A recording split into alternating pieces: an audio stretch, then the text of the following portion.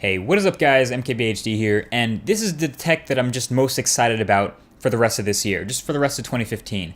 This is a completely subjective list, so your list could be completely different from mine. In fact, it probably is, and that's kind of the point.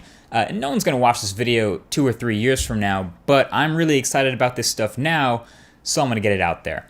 First thing is the Samsung Galaxy Note 5. We already know Samsung has the Galaxy S series and the Galaxy Note series. The Galaxy S gets the updates in the first half of the year with the newest software features and a reasonable size form factor and new specs. But then in the second half of the year, we get the new Galaxy Note, which tends to have all the software features that made the Galaxy S so awesome, but in a larger form factor that allows a bigger, better display, bigger, better camera optics, and often a much bigger, better battery. The absolute worst thing about the Galaxy S6 Edge that I use as a daily driver right now is the battery life. And we did also late this year see a Samsung Galaxy S6 Active with a much larger battery in that big ruggedized body. But I'm still excited anyway for the Note 5. Hopefully it'll, again, get rid of the Samsung fake leathery materials and bring back the real metal. This probably also means, if it's built like the Galaxy S6, that it will not have expandable storage and it won't have a removable battery. But if the battery's big enough, I'm okay with that. And this is a 128 gig phone, so I'm kind of fine. So the second thing on my list is the OnePlus 2. And the OnePlus 1 was known for being so cheap. It was known for being a super low price budget phone. It looks like the OnePlus 2 is not going to follow in these exact footsteps. It's not going to be super budget.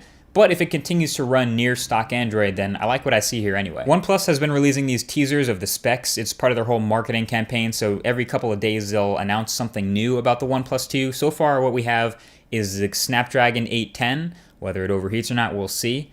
The USB Type-C port, and a fast and quick fingerprint reader. And we've also seen some other murmurings of, an all-metal build and a huge battery and a Quad HD display. And I also have one that you haven't seen announced yet. You'll probably want to keep an eye on Twitter. If you're following me, you'll be the first to see that. #hype. But this OnePlus 2 is shaping up to be not really a phone that OnePlus 1 owners upgrade to, but more of a new, sort of closer to a normal flagship, and may even have multiple versions of it. We've seen rumors of one with 4 gigs of RAM, and one with 3 gigs of RAM, and possibly a mini version that hit multiple price points. It's a bit more traditional, but it's still from a company that's kind of shaking things up. So the number 3 thing on my list is the next Nexus. And this is a bit of a tricky one because we know almost nothing right now about that next phone. We don't know what it'll look like. We don't know what it'll be called, who will make it. All we know is that it usually comes out around September, October, November of the year. That's all we got. There have been rumors that Motorola, who made the Nexus 6, would come back and make the next Nexus and probably make it in a bit of a smaller form factor. Then we heard rumors that LG would come back and bring back a revamped, updated Nexus 5 type of phone, which is even smaller, but brings sort of updated specs and a better camera. And then we've heard rumors that it would be made by Huawei, a Chinese company. So I don't think anyone really knows yet. I'm pretty excited though, because no matter what Google does, it's gonna run the latest version of Android M. It's gonna be a clean stock Android experience.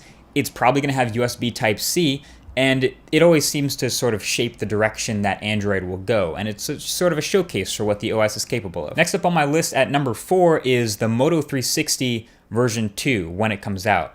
And I'm excited about this particular smartwatch from Motorola because we've seen the original Moto 360 actually become sort of a pioneer. It was one of the first smartwatches to come out last year, and it was the one that really got people talking about smartwatch design. Ever since then, dozens of Android Wear smartwatches have come out, and they're all pretty similar in terms of specs, and they're all running near identical software, but the thing that separates them all now is their design. It's how they look on the wrist. Some of them are much closer to a traditional timepiece look, while others gravitate more towards a super sleek modern look. Now we have things out like the Apple Watch and Pebble Time, and things are starting to branch out and design is starting to shake up a little bit. So I'm now curious to see what Motorola is going to do with the second generation of their smartwatch, which I'm pretty sure is going to be coming out in the second half of this year. And last but not least on my list is the Sony RX100 Mark IV.